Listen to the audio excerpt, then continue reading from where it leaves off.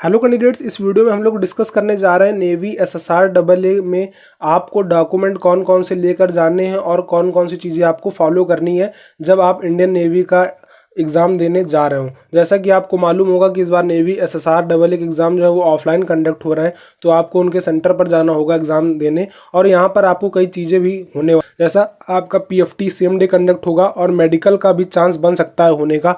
देखिए, इस पे मेडिकल का कुछ साफ साफ नहीं लिखा कि मेडिकल होगा कि नहीं होगा। पिछली बार इंडियन नेवी में इनिशियल मेडिकल नहीं हुआ था, आपका फाइनल मेडिकल सीधे चिल्का में हुआ था, लेकिन इस बार का अभी कोई अंदाजा नहीं लगाया जा सकता आपका मेडिकल होगा कि नहीं। मैं आपको सारे इंस्ट्रक्शन अभी पढ़ के सुनाऊंगा। अगर आपने इंडियन नेवी का एडमिट कार्ड आपका आया है तो ये वीडियो आपके लिए पूरा हेल्पफुल होने वाला है। वीडियो पूरा देखिएगा, आपको हर चीज़ के डाउट्स क्लियर हो जाएंगे। स्टार्ट करते हैं वीडियो को। सबसे पहला पॉइंट मैं आपको बता देता हूँ, जैसे लिखा कि आपको लेट बिल्कुल भी नहीं पहुँचना, जो आपको टाइम दिया गया है आपको उसी टाइम पर पहुँचना है। अगला बात करते हैं हम लोग, अगली जो आपको यहाँ पर लिखा हुआ है own arrangement are to be made. यहाँ पर देखिए लिखा कि आपको अपना खुद का अरेंजमेंट करके ले जाना है। इंडियन नेवी आपको कोई रूम वूम प्रोवाइड नहीं करने वाला है, आपको अपने सारे अरेंजमेंट करके ले जाने। और आपको जो पैसे ऐसे भी जो लेकर जाने हैं वो इतना लेकर जाना है कि कम से कम आप 2 से 3 दिन वहाँ आपको लग सकता है। जैसा कि मैं आपको बताऊँ कि आपका सबसे पहले आपका रिटन एग्जाम कंडक्ट होगा, फिर उसके बाद आपका फिजिकल होगा, फिर उसके बाद आपका मेडिकल। ये तीनों चीज़ आपके कंडक्ट होने तो हो सकता है 2 से 3 दिन आपको लग जाए, तो आप पैसे ऐसे इतना ले जाइएगा कि आपके 2-3 दिन कम से कम आप खर्चा कर सके। अगला पॉइंट के बारे में बात करता हूँ। यहाँ पर डॉक्यूमेंट आपको कौन कौन से ले जाने हैं मैं आपको बता देता हूँ। सबसे पहले आपको क्या 10th की मार्कशीट और 10th का पासिंग सर्टिफिकेट ओरिजिनल लेकर जाना है, ठीक है।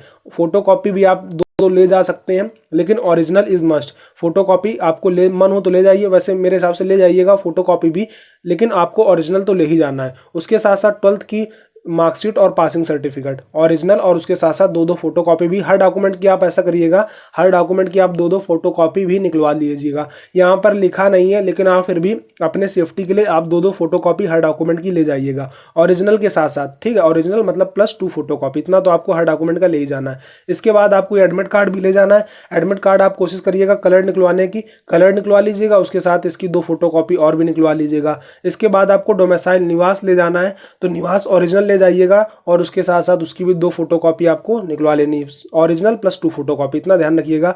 फोटो आईडी प्रूफ आपको ले जाना, Aadhaar card, PAN card, voter ID card, driving licence, इनमें से आपके पास जो भी एक चीज़ हो आप वो एक कोई भी ओरिजिनल फोटो आईडी प्रूफ भी ले जाएंगे। आपको ज़्यादातर लोग आधार ही कार्ड ले जाएंगे अपना। इसके अगर आपके पास आधार कार्ड नहीं है तो अगर आप voter ID card, driving licence भी ले जाएंगे तो आपको कोई दिक्कत नहीं होने वाली। इसके साथ साथ आपको 6 फोटो ले जानी है। इसमें ये नहीं लिखा कि आपको वही फोटो ले जानी है जो आपने फॉर्म भरते समय लगाया था, तो आप कोई भी 6 फोटो लेते जाइएगा, यहाँ आपको कोई दिक्कत नहीं होने वाली है। यहाँ पर लिखा है नॉट ओल्डर देन 3 मंथ्स, तो ऐसा यहाँ नहीं है कि आपको टाइम उसमें लिमिट हो, ऐसा नहीं है कि आपको स्लेट वाली फोटो ले जानी। स्लेट वाली फोटो तो नहीं ले जानी है, बस ये लिखा है कि मतलब आपका जो फोटो उसमें मतलब आपका जो फेस है वो आप समझ में आ रहा होगा। इतना पुराना फोटो मत ले जाइएगा कि आपका चेहरा ही नहीं उसमें मैच हो रहा हो। तो इस तरीके से यहाँ पर ये चीज़ लिखी है। बाकी कोई कंपलसरी नहीं है कि आप वही फोटो मतलब ले जाएं जो आपने फॉर्म भरते समय लगाया था। आप दूसरी फोटो भी ले जाएंगे तो भी एक्सेप्टेबल है। उसके साथ साथ आपको सेल्फ डिक्लेरेशन फॉर्म भी लेते जाना है कोविड-19 ट्रैवल एडवाइजरी का, जिसमें photograph of candidature will be pasted at the test centre. आपको फोटो नहीं चिपकानी है, फोटो आपको आपके सामने वहाँ पर सेंटर में जो सर लोग होंगे उनके सामने ही आपको पेस्ट करना है। घर पे आपको कोई फोटो मत चिपकाइएगा।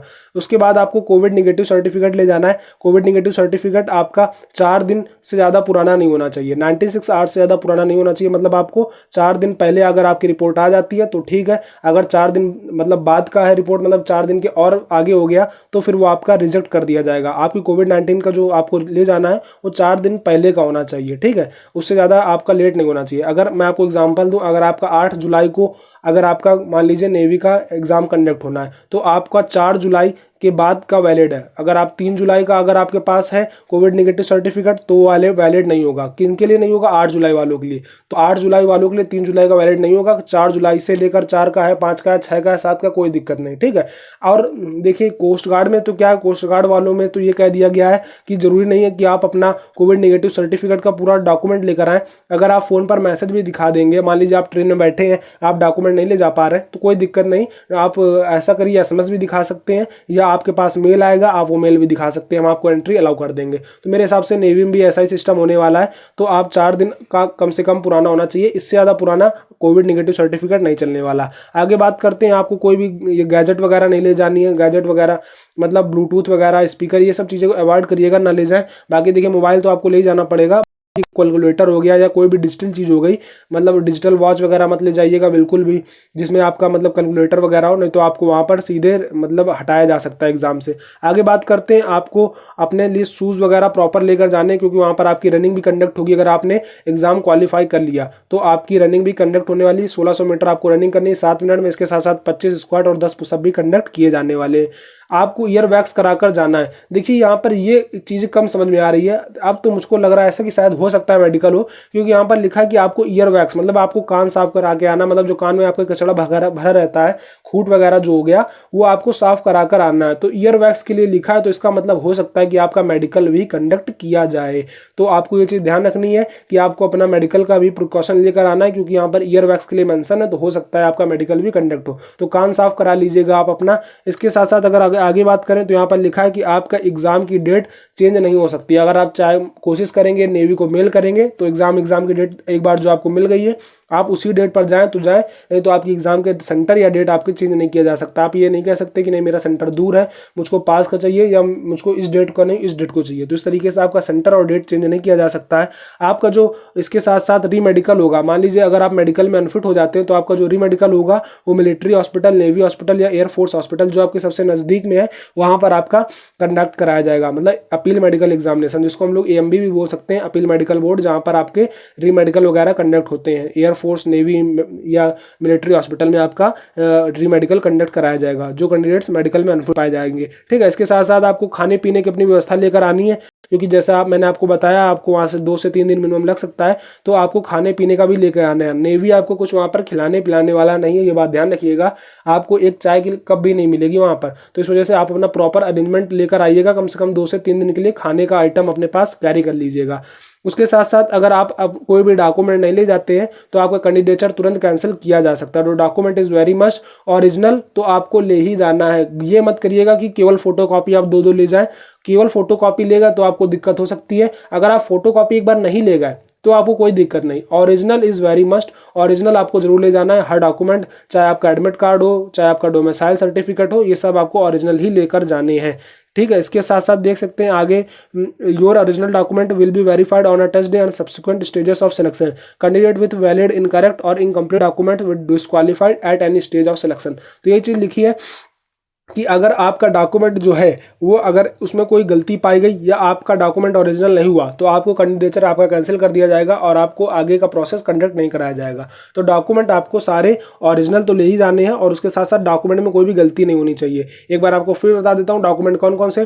10th की मार्कशीट, 10th का पासिंग सर्टिफिकेट ओरिजिनल, 12th की मार्कशीट, 12th का पासिंग सर्टिफिकेट ओरिजिनल। इसके साथ साथ आधार कार्ड आपको ले जाना है। आधार कार्ड के अलावा आपको डोमिसाइल, जिसको निवास बोलते हैं, आपको वो ले जाना है। इसके बाद आपको 6 पासपोर्ट साइज फोटोग्राफ ले जानी है। कोई भी ले जाइए, कोई दिक्कत का सीन नहीं है कि आपको वही ले जानी जो फॉर्म में लगाया था, ऐसा कोई कंपलसरी नहीं है।